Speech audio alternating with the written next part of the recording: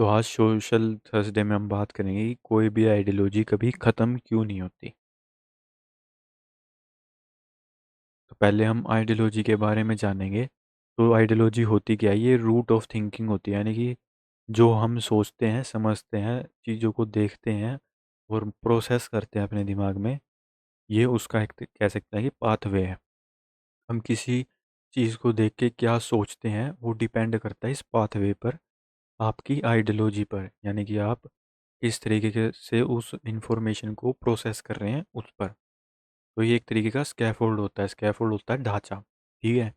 कोई भी बिल्डिंग बनती है उससे पहले स्कैफोल्ड बनाया जाता है, एक तरीके का ढांचा बनाया जाता है। उसके बाद आप बिल्डिंग बनाना शुरू करते हैं। उसी तरीके से ये आपके दिमाग का स्कैफोल्ड है, पाथवे है, सोचने समझने का तरीका है या फिर पर्सपेक्टिव है। ठीक है। ये हमें बताता है कि क्या अच्छा है, क्या बुरा है, क्या ट्रू है, क्या फॉल्स है। और ये हमारा मोरल और पर्सपेक्टिव तय करता है। ठीक है। हम कैसे चीज़ों को देखते हैं, समझते हैं, सोचते हैं, उसको हमें कहते हैं कि प्रोसेस करने में या फिर हमारे बेसिकली सोचना समझना क्या है, आइडियोलॉजी वही है। ठीक है। हम क्या से सोचते समझते हैं चीज़ों को। और ये जो है दो तरीके से लिया जाता है, यानी कि आप दो तरीके से इस आइडियोलॉजी को पाते हैं। पहला तो है बाय बर्थ।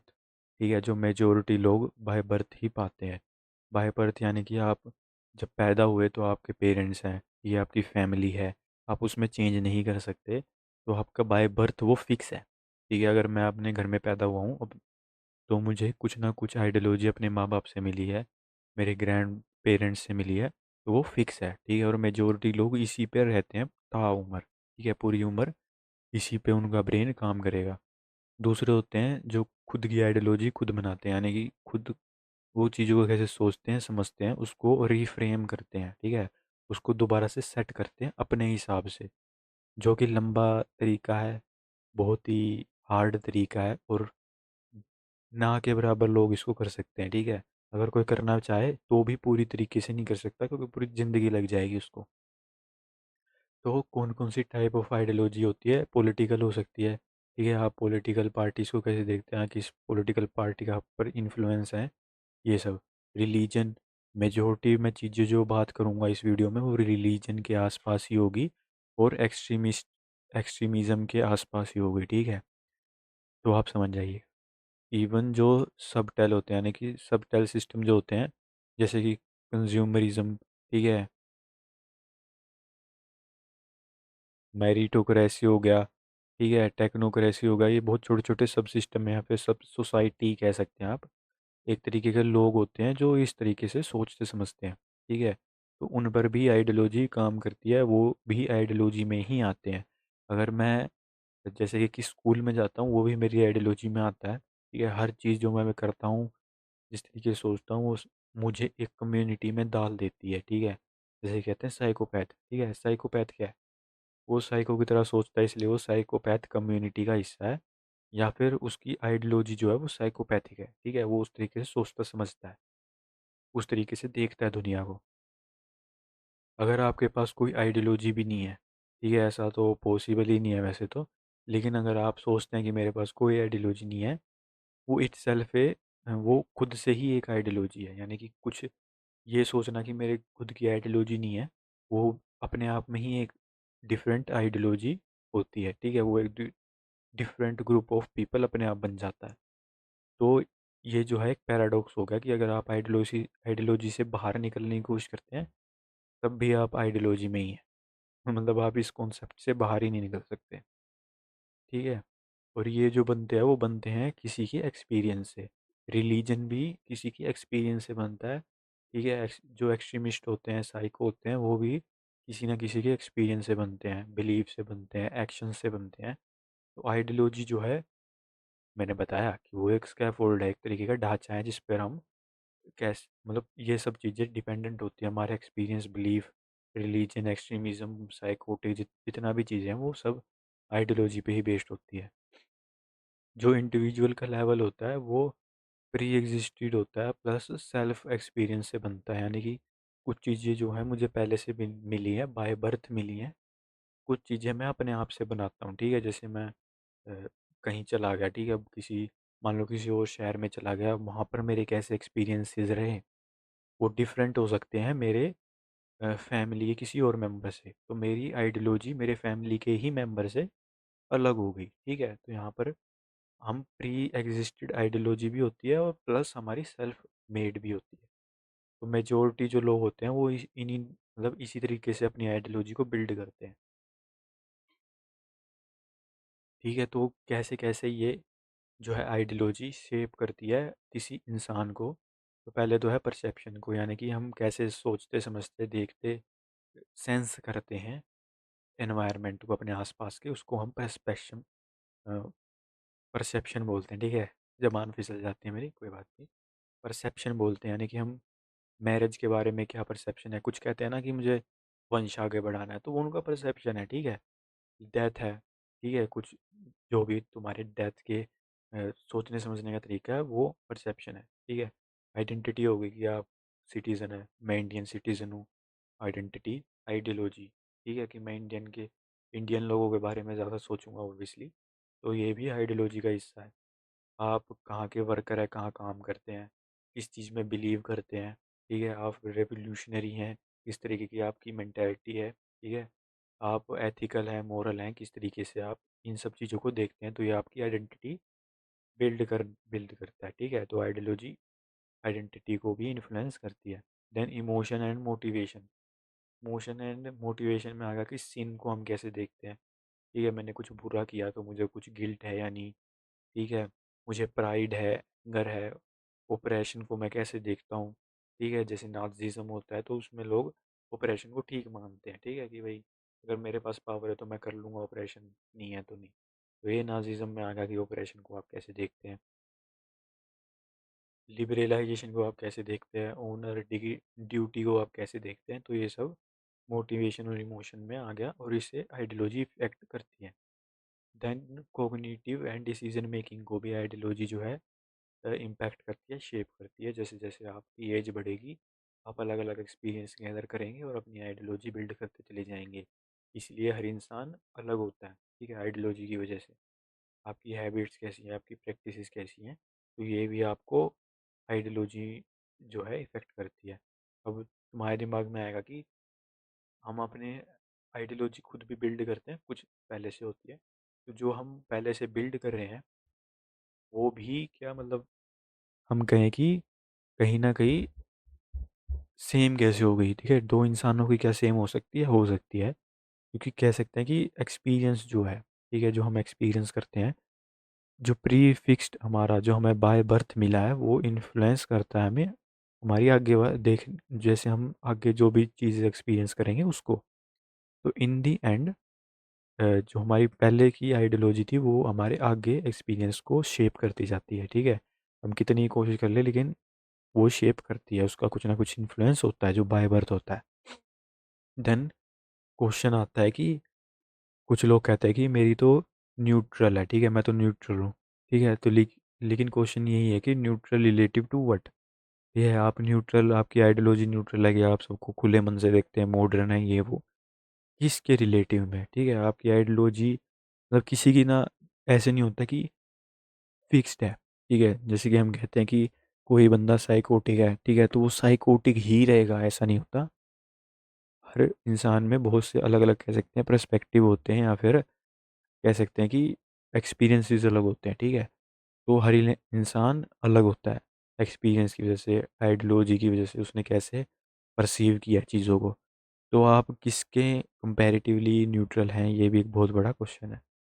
और बिना आइडियोलॉजी के जो है आप कहीं ना कहीं एम्प्टीनेस की तरफ चले जाते हैं, ठीक है, रैंडमनेस की वजह से। जैसे कि फॉर एग्जांपल अगर मैं आपको एग्जांपल दूं कि कोई भी इंसान जैसे कोई खाता है, ठीक है, अगर मैं कोई खा रहा हूँ, मैं कुछ चीज़ खा रहा हूँ और कोई मुझे आगे पूछता है कि तुम ये चीज़ क्यों खा रहे हो, तो मैं क्या कहूँगा कि भाई ऐसे ही खा रहा हूँ, ठीक है। यानी कि एम्प्टीनेस है, मुझे नहीं पता मैं क्यों खा रहा हूँ, ठीक है। या फिर मैं कोई चीज़ कर रहा हूँ और कोई आगे पूछे कि भाई तू ये क्यों कर रहा है, कि भाई मैं तो वैसे ही कर रहा हूँ, ठीक है, मेरे पास कोई रीज़न नहीं है।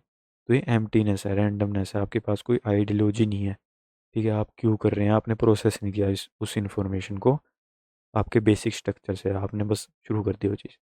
और इस चीज़ को जो है वो कम एक्सेप्ट करती है सोसाइटी, यानी कि अगर आपकी आइडियोलॉजी नहीं है तो लोग कहेंगे अरे बड़ा अजीब आदमी है भाई, तेरी तो कुछ मतलब सोचता ही नहीं, बेवकूफ़ है तू तो, ठीक है। क्यों? क्योंकि वो थ्रेट मानते हैं ऐसी चीज़ों को। सोसाइटी, अगर आपकी कोई आइडियोलॉजी नहीं है तो आप थ्रेट है, आपको लोग समझ नहीं पाएंगे। कहीं ना कहीं आइडियोलॉजी लोगों को समझने में भी हेल्प करती है। ठीक है, तो अगर आपकी आइडियोलॉजी नहीं है तो लोग आपको समझ नहीं पाएंगे और आप आइसोलेट हो जाएंगे।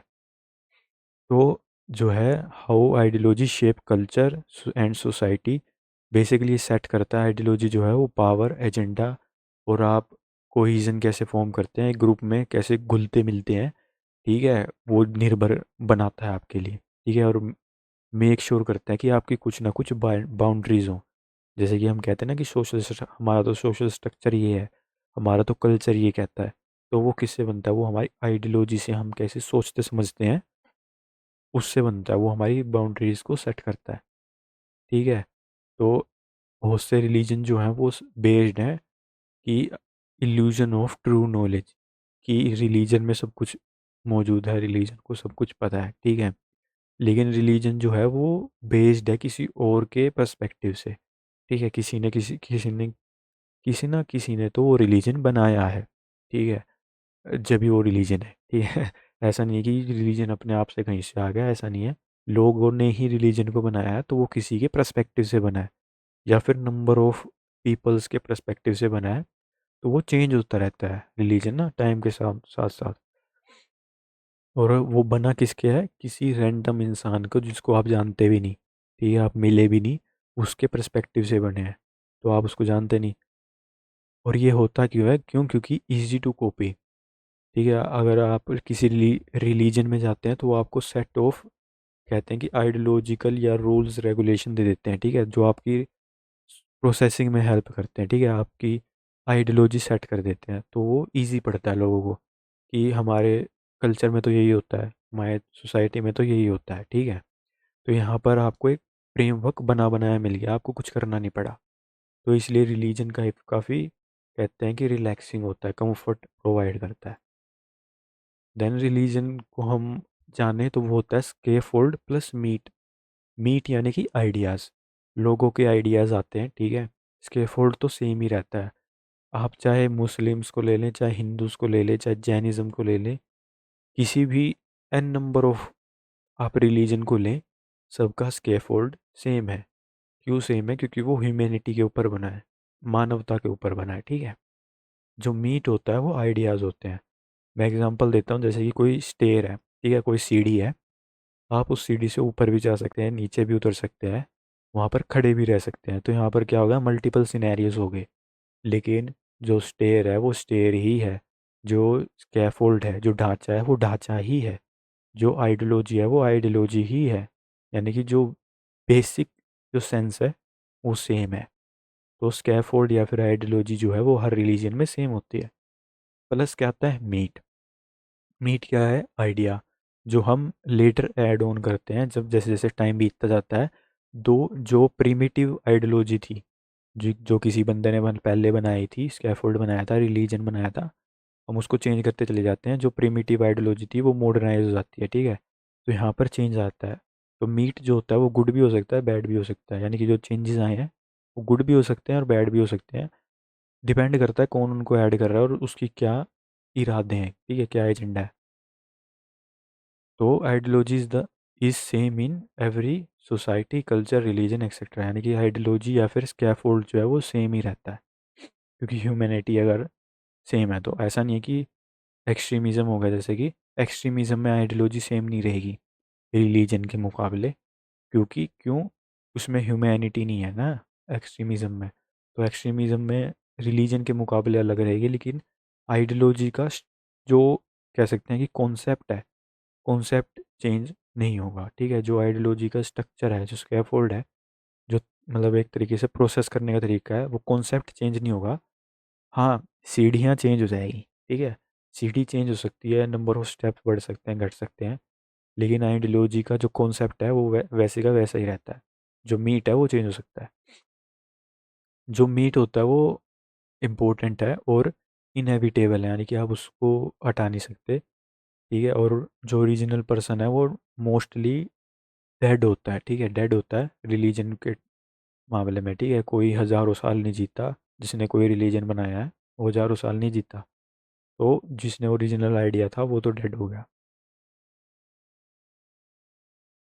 इस वजह से जो है लोग शुरू कर देते हैं अपने आइडियाज़, अपने खुद के पर्सपेक्टिव जो है आइडियोलॉजी में जोड़ना। ठीक है, रिलीजन में जोड़ना, सोसाइटी के रूल्स रेगुलेशन में जोड़ना, या फिर किसी भी ग्रुप में अपने खुद के पर्सपेक्टिव जोड़ना शुरू कर देते हैं, जिस वजह से आइडियोलॉजी जो है, जो ओरिजिनल थी, वो डेड हो जाती है और लोग अलग अलग तरीके से सोचना शुरू कर देते हैं। तो कंक्लूजन में हम क्या कह सकते हैं कि आइडियोलॉजी जो है वो इनएविटेबल है। अगर आपके पास आइडियोलॉजी नहीं है तो भी आप एक तरीके से आइडियोलॉजी के अंदर ही हैं। ठीक है, और अपनी आइडियोलॉजी खुद से बनाना लगभग इम्पॉसिबल है। ठीक है, लगभग इम्पॉसिबल है। और जो प्री मेड आइडियोलॉजी होती है वो गुड भी हो सकती है और बैड भी हो सकती है, प्रोबेबिलिटी पे बेस्ड है। यानी कि जो हम किसी रिलीजन या फिर सोसाइटी को जा रहे हैं, ठीक है, या फिर एक्सट्रीमिज्म की तरफ जा रहे हैं, वो प्रोबेबिलिटी पे बेस्ड है। अच्छा हो भी सकता है, नहीं भी हो सकता है। ठीक है,